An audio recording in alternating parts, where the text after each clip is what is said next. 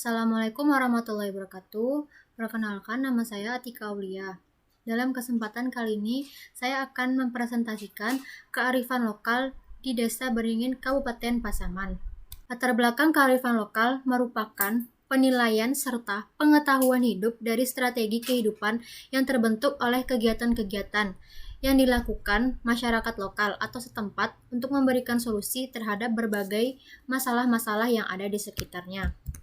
Jadi bisa kita simpulkan, dengan pengertian tersebut, kearifan lokal adalah berbagai pola, tindakan, dan hasil budaya materialnya. Yang ketiga ada ruang lingkup observasi, terbagi menjadi 3, yaitu peneliti hanya fokus membahas kearifan lokal yang ada di Beringin. Yang kedua, konsep kearifan lokal. Yang ketiga, identifikasi bentuk dan jenis kearifan lokal.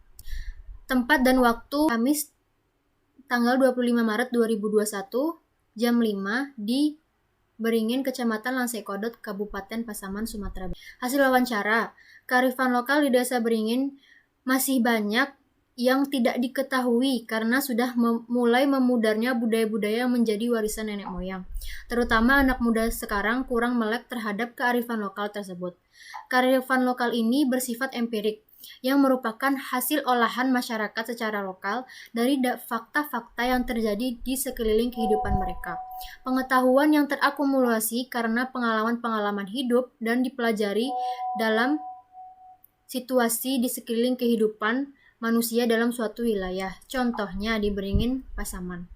Nah, hasil kearifan lokal yang ada di Desa Beringin terbagi menjadi 3. Yang pertama, Balimau. Balimau merupakan istilah dari orang Minang, sedangkan istilah dari Mandiling yaitu Marpangir.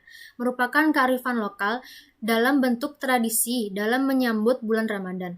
Proses Marpangir dengan Balimau sama, hanya saja nama yang membedakan. Namun ini masih sering dilakukan, hanya beda zaman saja.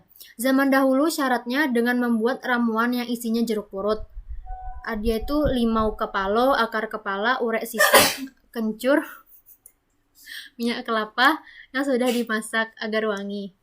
Setelah ramuan diracik, badan harus dalam keadaan bersih dan sudah mandi. Lulurkan semua ramuan ke seluruh badan, mulai dari kepala sampai kaki dengan dibacakan doa-doa dan niat yang baik. Berbeda dengan zaman sekarang, hanya menggunakan sampo dan sabun saja. Yang kedua, ada turun tanah.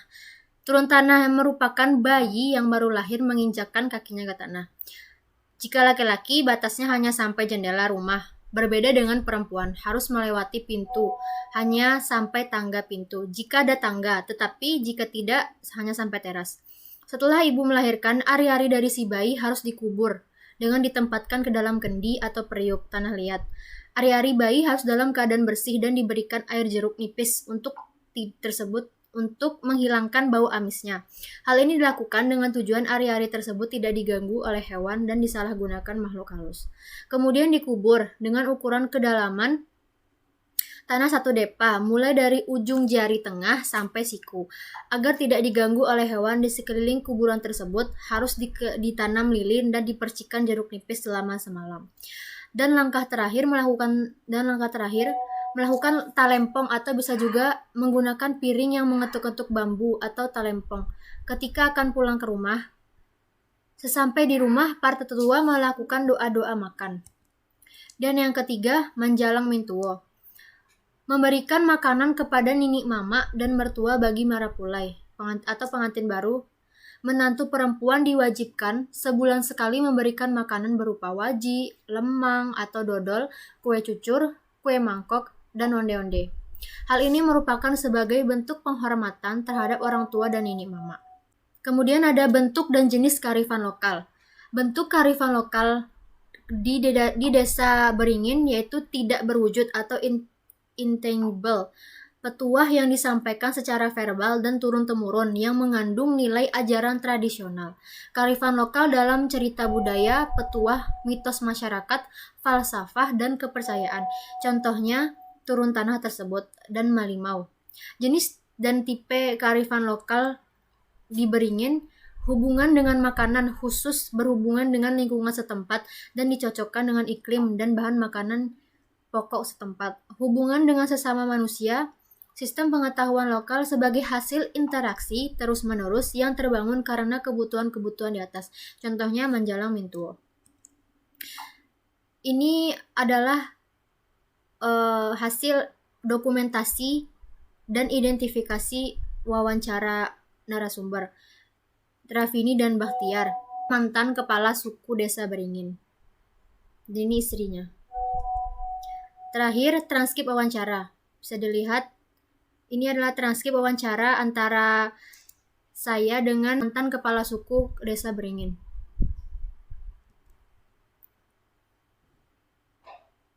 Sekian dari saya presentasi yang hanya singkat ini.